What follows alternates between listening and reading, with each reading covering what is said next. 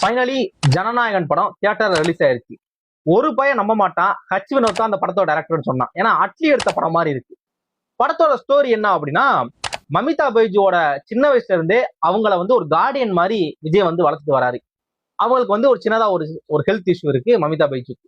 இப்படி வளர்க்குற விஜய் அவர்கள் அவங்க கிட்ட ரொம்ப அன்பா தன்னோட ரொம்ப சாஃப்டான ஒரு ஃபேஸை மட்டுமே மமிதா பைஜு கிட்ட காமிச்சிட்டு இருக்காரு. மமிதா அவங்க காலேஜ் போற டைம்ல காலேஜ்ல தெரியாதனமா ஒரு பெரிய பிரச்சனைல மாட்டிக்கிறாங்க. அந்த பிரச்சனைனால அவங்களோட உயிருக்கே ஆபத்து அப்படிங்கிற மாதிரியான ஒரு சிச்சுவேஷன்ல சிக்கிடுறாங்க. தன்னோட பொண்ணுக்காக தான் தன்னோட என்டையர் லைஃபே வாழ்ந்துகிட்டு இருக்கிற விஜய் அவங்க தன்னோட பொண்ணை கொலை பண்ண பாக்குறாங்க. தன்னோட பொண்ணோட உயிருக்கே ஆபத்து அப்படின்னா அப்பதான் சின்னதா தன்னோட டோனை மாத்துறாரு.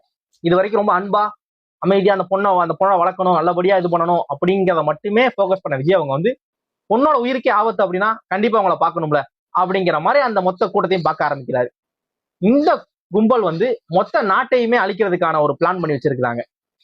இந்த கும்பலை விஜய் அவங்க அழிச்சாரா அழிக்கலையா, எப்படி அழிச்சாரு அப்படிங்கிற ஒரு பக்காவான ஒரு கமர்ஷியல் பிலிம் தான் இந்த ஜனநாயகன். ஹச் வினோத் அவங்க ஆல்ரெடி சொன்ன மாதிரி படம் பகவந்த் கேசரியோட அடாப்ஷன் இன்ஸ்பிரேஷன் இந்த மாதிரி தான். ஃபர்ஸ்ட் ஹாஃப்ல 60% கிட்ட பகவந்த் கேசரி இருக்கும், செகண்ட் ஹாஃப்ல 20% இருக்கும். நாங்க அது எல்லாமே அப்படியே இருக்கு. ஏன்னா ஒவ்வொரு கேரக்டர் செலக்ஷன் பண்ணது, அவங்க கேரக்டரோட லுக்கு, கேரக்டரோட காஸ்டியூம் வரைக்கும் ஓரளவு மேட்ச் ஆகுது. அந்த மாதிரி தான் போயிட்டு இருக்கு.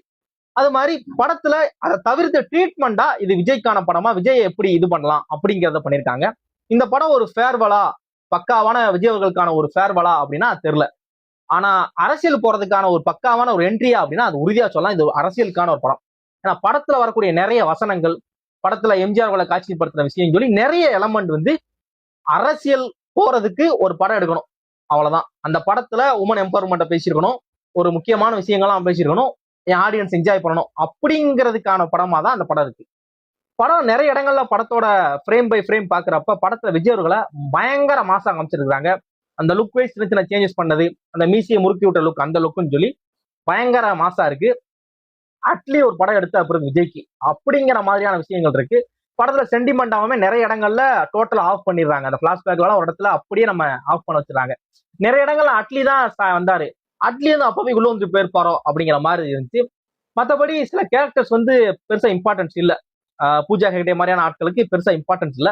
மற்றபடி ஓவராலா ஒரு தளபதி படம், பக்காவான ஒரு கமர்ஷியல் படம், நல்ல ஒரு ஸ்ட்ராங்கான மெசேஜ் இருக்கு, என்ஜாய் பண்ணலாம். அப்படிப்பட்ட படம் தான் இந்த ஜனநாயகன். படத்தை பாருங்க. ஆல்ரெடி படத்தோட ஒன் டே கலெக்ஷன் கிட்டத்தட்ட 100 crore மேல போகும் அப்படிங்கிறாங்க. இந்த படத்தோட கலெக்ஷன் எவ்வளவு போகும் நீங்க நினைக்கிறீங்க அப்படிங்கிறத கமெண்ட்